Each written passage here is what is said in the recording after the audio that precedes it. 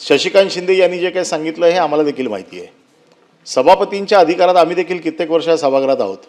सभापतींना शासनाला निर्देश देण्याचे अधिकार आहेत की आपण कारवाई करावी, मग ते कोणी असेल, कमिशनरवर पण कारवाई करावी, म्हणजे जे काय कोणाला. परंतु सभापतींना स्वतः कारवाई करायचे अधिकार आहेत की नाही हा मूळ प्रश्न आहे. प्रश्न काय आहे की सभापतींनी सरकारला निर्देश दिले की तुम्ही कारवाई करा एखाद्या प्रकरणामध्ये, तर तो सभापतींचा अधिकार आहे, आम्ही मान्य करतो. अशी कित्येक प्रकरणं या सभागृहात झालेली आहेत. परंतु सभापती हे कुठल्या पक्षाचे नाहीत. पक्षाचा इंटरेस्ट घेऊन सभापती डायरेक्शन देऊ शकत नाहीत. तिकडे बसलेली व्यक्ती जी आहे ही महाराष्ट्र राज्याच्या घटनापीठावरती बसलेली आहे आणि घटनापीठावर एकदा जर कोण बसलेला असेल तर त्याच्यासाठी सगळे समान असतात आणि त्याच्यामुळे पक्षहिताचे निर्णय हे सभापतींच्या खुर्चीवरनं होऊ नये आणि म्हणून हा प्रश्न खूप लोकांच्या मनात आहे. त्याच्या बाबतीतला सभापतींनी निर्देश कारवाईचे सरळ सभापतींनी कारवाई करावी अशा प्रकारच्या बाबतीमधला संभ्रम आहे. सभापतींनी सरकारला निर्देश दिले तर त्याच्या बाबतीत आमचं काहीच म्हणणं नाही. आमचा जो प्रश्न आहे तो आहे. माननीय मुख्यमंत्री, एक अत्यंत महत्त्वाचा आणि घटनात्मक मुद्दा हा सभागृहामध्ये चर्चेला आलेला आहे. मुळामध्ये आपण जर आपलं संविधान बघितलं तर या संविधानामध्ये एक्झिक्युटिव्ह आहे, एक्झिक्युटिव्ह म्हणजे मंत्रिमंडळ आहे, ज्युडिशियरी आहे आणि लेजिस्लेचर आहे, म्हणजे हे लेजिस्लेचर आहे. आणि या तिघांचे अधिकार ठरलेले आहेत. याच्यामधले एक्झिक्युटिव्ह अधिकार जे आहेत ते एक्झिक्युटिव्हचे आहेत, ते लेजिस्लेचरचे नाही आहेत. त्याच्याकरता लेजिस्लेचरला एक्झिक्युटिव्ह उत्तरदायी आहे. लेजिस्लेचर त्याला प्रश्न विचारू शकतं, त्याचं उत्तर एक्झिक्युटिव्हला द्यायचं आहे. त्यामुळे आपण जर बघितलं तर साधारणपणे सभापती किंवा अध्यक्ष स्थानावर बसलेली जी मंडळी असतात यांचा एक सन्मान असतो.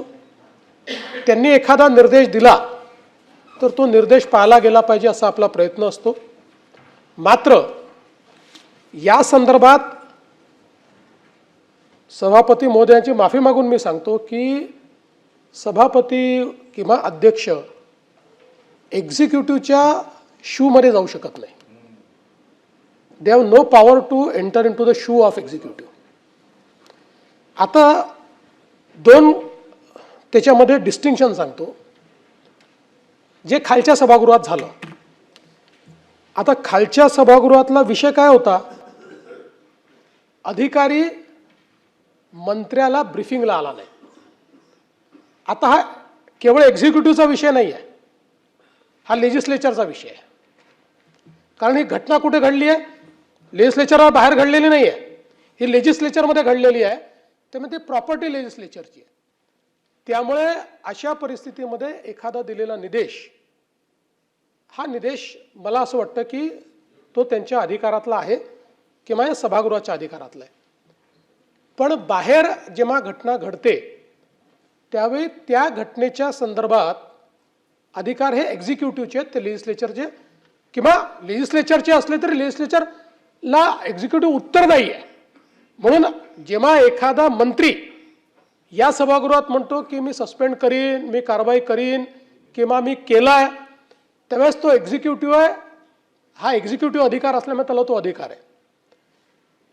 ज्यावेळेस सभापती असं निर्देशित करतात त्यावेळी सभापतींनी तो दिलेला निर्देश असतो, त्या संदर्भात त्यावेळच्या परिस्थितीनुसार त्यांनी तो दिलेला निर्देश असं समजून वस्तुस्थिती असेल तर एक्झिक्युटिव्ह त्याच्यावर कारवाई करतो आणि त्याच्यात जर वेगळी वस्तुस्थिती असेल तर एक्झिक्युटिव्हला हा अधिकार आहे की ते पुन्हा त्यांना कळवू शकतात की ही वस्तुस्थिती नाही, हे करणं शक्य नाही. हा एक्झिक्युटिव्हचा अधिकार आहे.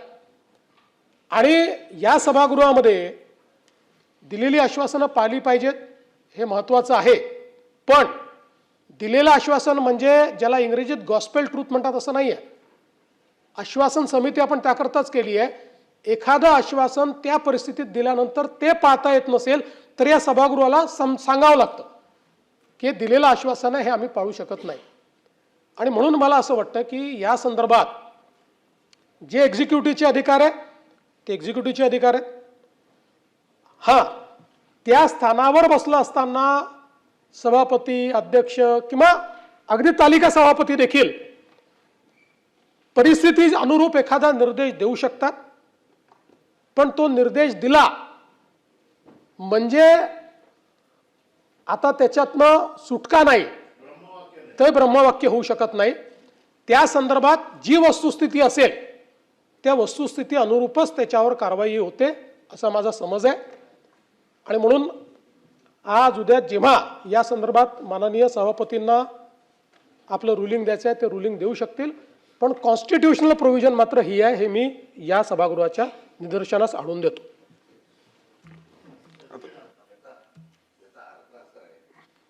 मुख्यमंत्र्यांनी स्पष्टीकरण व्यवस्थितपणे केलेलं आहे.